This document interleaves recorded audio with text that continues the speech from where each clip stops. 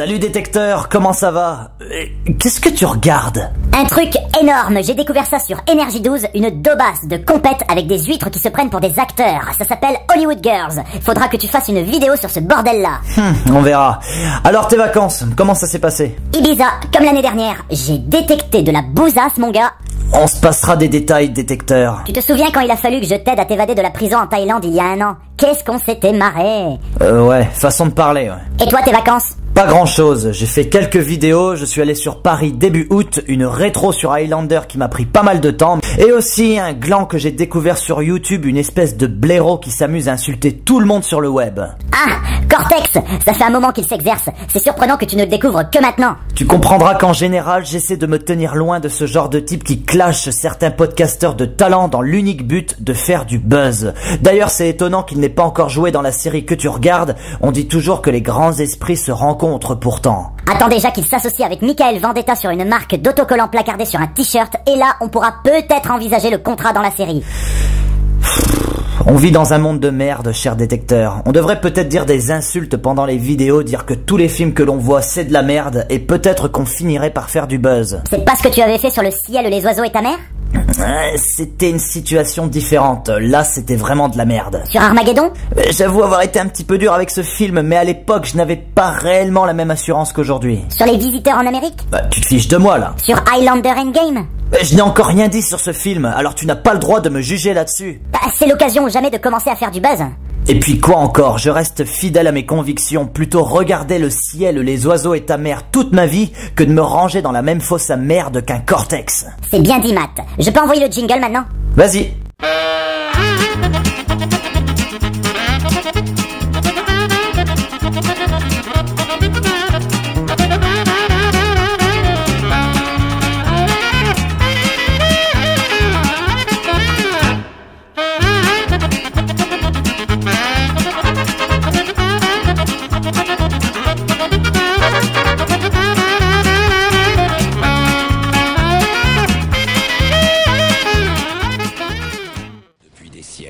Les immortels vivent secrètement parmi nous.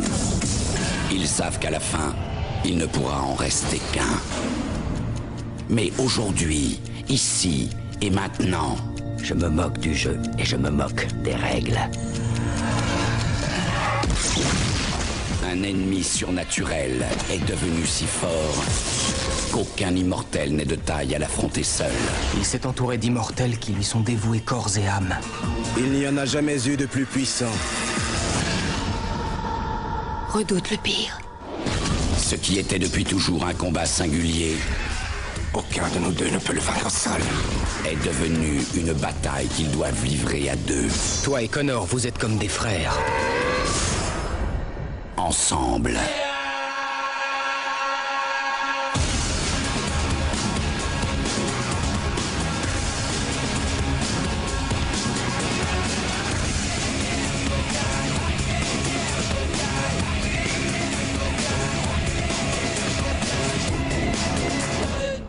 L'un de nous deux doit mourir maintenant, et tu le sais. Highlander. Bonjour à tous et soyez les bienvenus dans cette toute nouvelle vidéo d'État Critique. Après être longuement revenu sur la mythologie Highlander dans le cadre de 2 vidéos spéciales, aujourd'hui nous allons nous plonger dans les origines et surtout dans la critique du 4e volet de la saga cinématographique, à savoir bien sûr Highlander Endgame. Le détecteur de bousasse ayant fait résonner son jingle, vous vous doutez bien que nous n'allons pas revenir sur un film particulièrement passionnant et fondamentalement essentiel dans la mythologie. Néanmoins, nous verrons que notre film du jour trouve sa place dans l'évolution de la saga, une place plutôt néfaste dans l'ensemble, plus ou moins fatale dans un certain sens, mais une place quand même. Avant cela, je voudrais rendre hommage à un ami que j'ai rencontré lorsque j'étais en BTS, passionné de Christophe Lambert et de son œuvre, et surtout fan absolu du tout premier volet de la saga Highlander. Cet ami, qui porte le même prénom que le mien, il se reconnaîtra, m'a ouvert les yeux sur un univers que je connaissais assez peu à cette époque, et je dois dire que sans lui, j'aurais mis plus de temps à me plonger au cœur du monde des immortels. Vu la qualité générale de la saga, c'était peut-être un coup de pute de sa part de me faire perdre mon temps avec des navets de classe mondiale, et là je pense aux 2, 4 et 5e volets. Néanmoins, pour une fois, je ne pourrais pas dire que j'ai regardé un bousin de plein gré. Grâce à lui, je peux désormais imputer sur quelqu'un d'autre la responsabilité de mon malheur, en l'accusant lui de m'avoir forcé à observer tout cela. Fin de la parenthèse.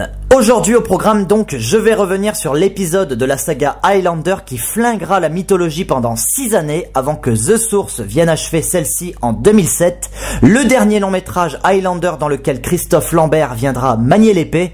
Je veux bien évidemment parler d'Highlander Endgame, sorti en France le 2 mai 2001 et réalisé par Douglas Arniokoski.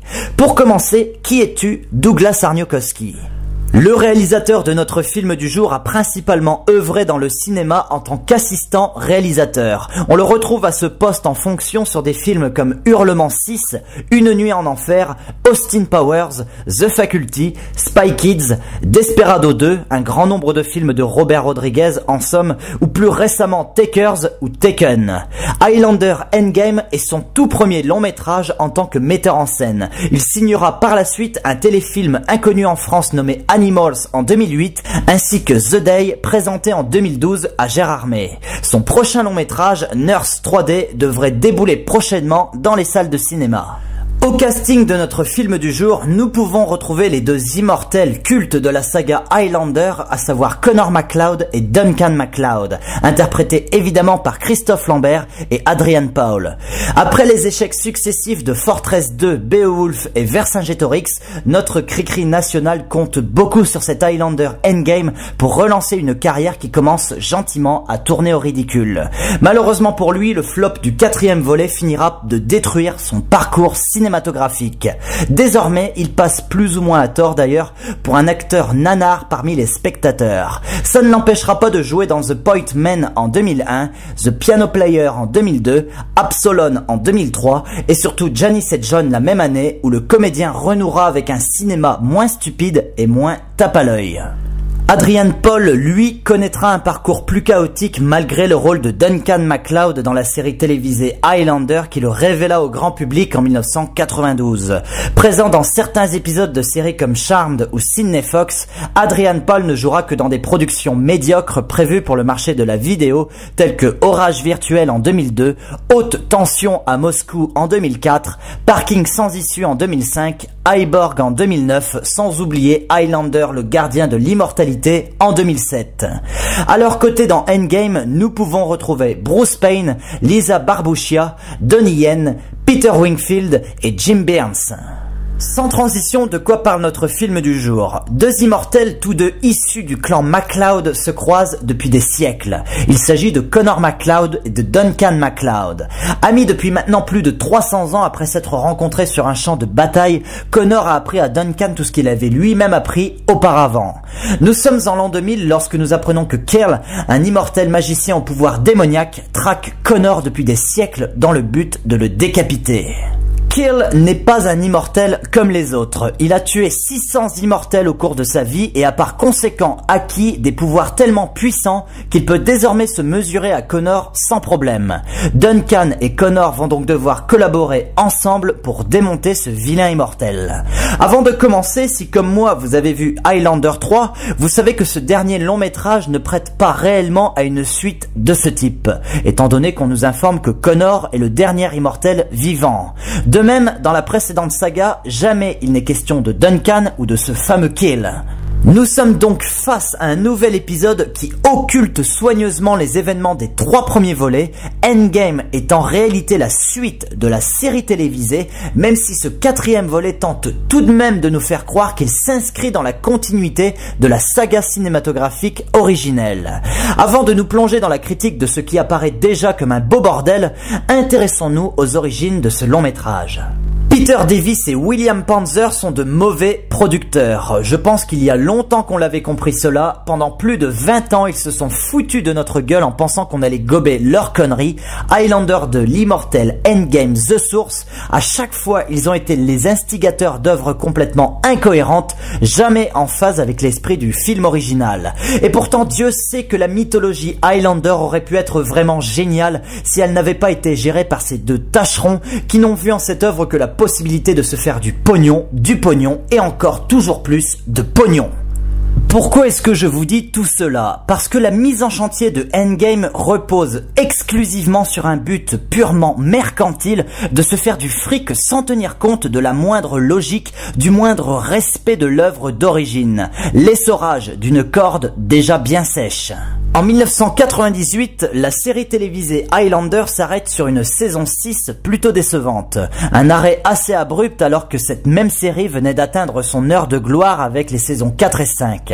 En réalité, un conflit entre Adrian Paul et la production a précipité la chute de la série. Très rapidement, Davis et Panzer ont pensé au spin-off pour continuer à faire vivre la saga et à accessoirement continuer à se faire du pognon. Highlander, la série, est déprogrammée et laisse ainsi sa place à la série spin-off L'Immortel, mettant en scène le personnage d'Amanda Darrieux, vu auparavant dans la série précédente. Une idée de long métrage va alors émerger dans l'esprit des producteurs. La saga cinématographique avec Christophe Lambert étant logiquement terminée avec Highlander 3, Panzer et Davis vont décider de créer un nouveau film Highlander qui serait en réalité un pont entre la série télévisée de 1992 fraîchement terminée et la nouvelle série L'Immortel. Malheureusement, la série L'Immortel va connaître des audiences tellement médiocres que les plans pour ce nouveau long métrage vont soigneusement se casser la gueule. Dimension Film, qui a récupéré les droits sur la franchise pour l'élaboration du nouveau film qui redynamiserait la mythologie, va devoir revoir ses ambitions à la baisse. Il sera décidé d'aller au plus simple et de finalement créer un pont entre la saga cinématographique d'origine pourtant terminée et la série télévisée. Gregory Whedon, créateur du film d'origine, va faire son grand retour et travaillera sur les premières ébauches du scénario. Il est même pressenti pour mettre en scène ce 4e volet. Malheureusement, Panzer et Davis vont l'écarter, sans doute à cause d'un conflit d'idées. Le scénario sera retravaillé encore et encore pour finalement devenir une espèce de vomi incohérent. Qu'importe, le projet est lancé, il faut aller jusqu'au bout. Jean-Claude Van Damme et Billy Idol sont pressentis pour le rôle de Kill, mais finalement le rôle échoue dans les mains de Bruce Payne, à peine remis du fiasco de Donjons et Dragons. Au cours de la production, Dimension Film entrera en conflit avec Panzer et Davis, les premiers estimant agir pour donner à Highlander une nouvelle envergure, les autres pensant perdre une partie de leur légitimité sur la saga.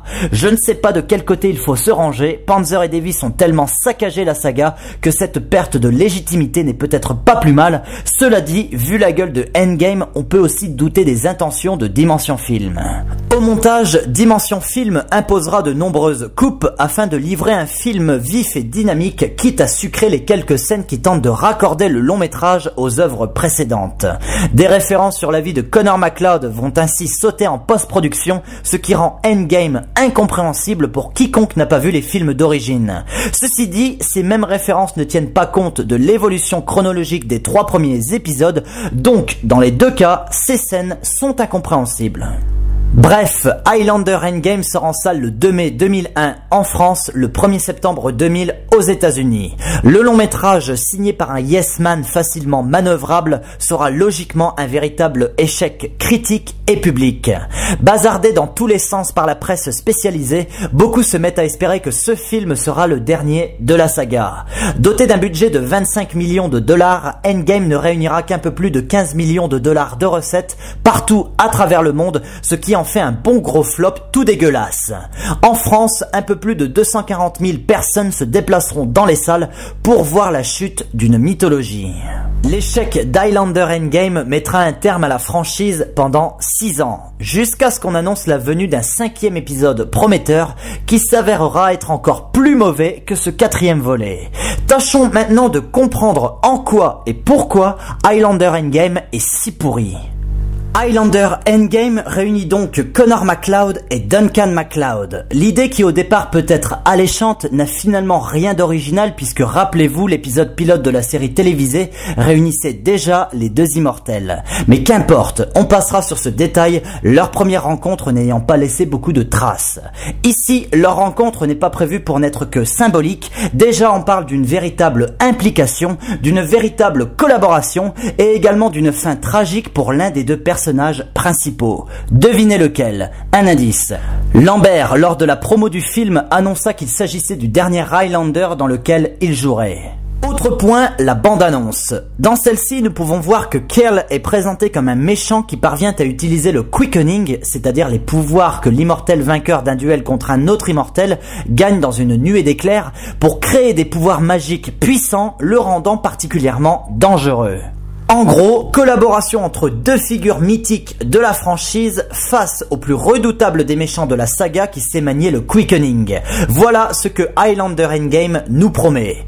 Eh bien, après avoir vu ce long métrage, je dis publicité mensongère. Ni dans la version cinéma, ni dans le remontage de Panzer et Davis, nous verrons Kyle utiliser le quickening contre les MacLeod. Vous pensez assister au renouveau de la saga ou même à la conclusion grandiose d'une franchise? Que nenni, Highlander Endgame n'est rien d'autre qu'un produit commercial chié sur pellicule dans l'unique but de se faire du pognon. L'âme d'Highlander est bel et bien morte, mes amis, Endgame nous le prouve 25 fois par seconde. Highlander Endgame, à grand renfort de flashback, ne respecte rien et choque avant tout par ses incohérences scénaristiques particulièrement honteuses. Le film prend place en l'an 2000, ce qui signifie que le prologue se déroulant 10 ans avant est logiquement à dater en 1990.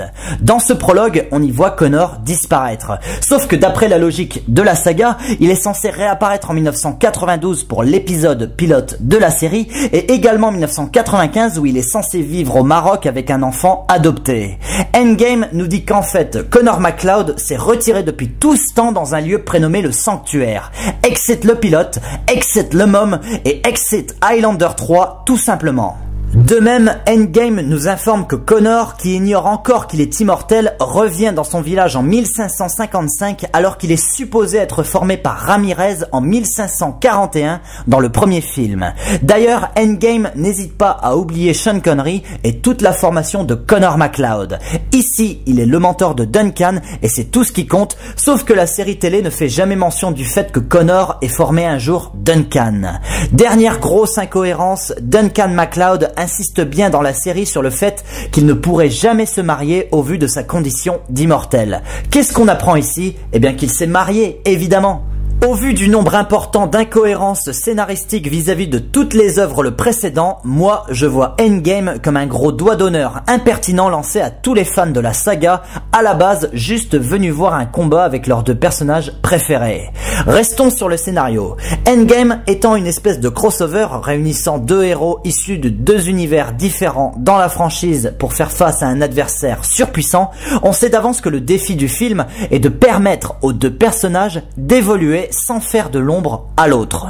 Ici, il semblerait qu'on ne se soit pas posé la question d'être clair et concis dans ce raisonnement, bien qu'il soit tout de même plus ou moins respecté. Le destin de Connor MacLeod, en dépit des incohérences, se constitue bien d'un côté et celui de Duncan de l'autre. Simplement, les flashbacks sont si longs et les scènes dans le présent si courtes que l'intrigue de Endgame ne prend finalement jamais le temps de se poser simplement, devenant finalement un immense capharnaüm scénaristique auquel on n'y comprend que dalle. L'histoire de Connor d'un côté, l'histoire de Duncan d'un autre côté tente de se raccorder à un enchaînement de séquences situées dans le présent qui doivent faire évoluer l'intrigue mais qui sont au final tellement mal expliquées, écrites et assemblées ensemble qu'on lâche l'affaire au bout de quelques dizaines de minutes. Les sous-intrigues sont de même tellement peu intéressantes qu'elles ralentissent le rythme du long métrage en plus de nous embrouiller l'esprit. Au final, vous zappez tout ce qui entoure l'histoire principale pour tenter de vous concentrer uniquement sur la bataille finale. Et comme celle-ci arrive au bout d'1h40 particulièrement longue et fastidieuse, vous ressortirez d'Highlander Endgame en vous disant que ce long métrage était long, chiant, qu'il ne se passe rien en dehors d'un blablatage auquel vous n'aurez rien compris, auquel vous n'avez même pas pris la peine de vous intéresser. Et vous aurez bien eu raison de ne pas vous y intéresser. Mieux, vous n'auriez pas dû regarder ce film. La mise en scène de Douglas Arniokoski est particulièrement médiocre et sans intérêt. Cela dit, vu le contrôle minime qu'il a sur son long métrage, ce serait un peu facile de lui jeter la pierre. Comme je suis quelqu'un de sadique, je ne vais pas me priver. La réalisation est froide et distante, qu'il est loin le temps où Russell Mulcahy adaptait sa mise en scène sur les contrastes de lieux et de décors. Ici, l'intrigue évolue au cœur d'une ridicule unité de lieux, moins de 5 décors à tout casser. De plus, les costumes sont exceptionnellement moches. Et là, je pense aux fringues des hommes de main de Kill. Les maquillages sont également d'un ratage phénoménal. Et là, une pensée pour la coupe de cheveux de Christophe Lambert qui est tout simplement immonde. Au niveau du montage, c'est du grand n'importe quoi également. Les combats plus axés arts martiaux ici sont souvent illisibles. Et ça, c'est triste. D'autant plus triste quand on attend 1h40 pour voir un combat final complètement raté, aussi bien visuellement que techniquement. Au niveau des acteurs, Adrian Paul semble être complètement paumé dans ce long métrage et Christophe Lambert, lui, paraît dangereusement fatigué de toutes ces conneries. Leurs performances médiocres font écho à la caractérisation médiocre de leurs personnages. Quand on pense à Duncan MacLeod, on pense à un personnage réellement dynamique, agissant activement dans l'évolution des intrigues. Ici, il erre tristement de scène en scène sans grande conviction. De même, quand on pense à Connor MacLeod, on pense à un personnage sympathique avec une certaine profondeur d'âme et d'esprit, à la fois actif et agréable à suivre. Ici, il est carrément dépressif, perdu dans le décor, avec une coupe de cheveux dégueulasse. Quand on sait que le film repose une majeure partie de sa charge émotionnelle sur le sacrifice de Connor, il nous est impossible de nous sentir orphelins du personnage lors de sa mort, tant celui-ci n'est plus que l'ombre de lui-même. De fait, si Highlander Endgame se veut être une passation de pouvoir entre deux générations de MacLeod, c'est foiré. Connor MacLeod se sacrifie pour un Duncan MacLeod qui aurait sans doute préféré clamser avec lui. Les interprétations des comédiens, mêlées à une mise en scène triste, témoignent d'une exaspération de l'équipe technique face à un scénario indigne et indigeste. Comme s'ils savaient que ce Endgame serait forcément un échec, et que cela ne servait à rien de battre des ailes dans le vide. Ça a un côté tragique, mais honnêtement, j'ai quand même mieux à faire que de me sentir triste pour un film qui m'a pris pour un con. En conclusion, je ne vous recommande Highlander Endgame qu'à l'unique condition de vous intéresser à la totalité de la mythologie Highlander. Indépendamment du reste, c'est un navet qui ne sert à rien, mais au cœur du débâcle que constitue l'histoire mythique des œuvres Highlander, ce 4e volet trouve sa place. À sa simple observation, il donne des réponses sur la chute de la saga. Au fur et à mesure des scènes, en lisant entre les lignes, vous verrez de vos propres yeux une mythologie s'anéantir. Enchaînez derrière avec The Source et on vous prendra pour un masochiste. Pour ceux qui ne veulent pas être déçus, contentez-vous du premier volet. Voilà, ainsi s'achève ce long cycle sur la mythologie Highlander. J'espère avoir été le plus complet possible. Vous m'en direz des nouvelles sur Facebook via la page officielle de la chaîne ou sur YouTube directement. Voilà, sur ces mots, je vous donne rendez-vous pour la prochaine critique. Je vous dis bye bye, allez au cinéma et à la prochaine.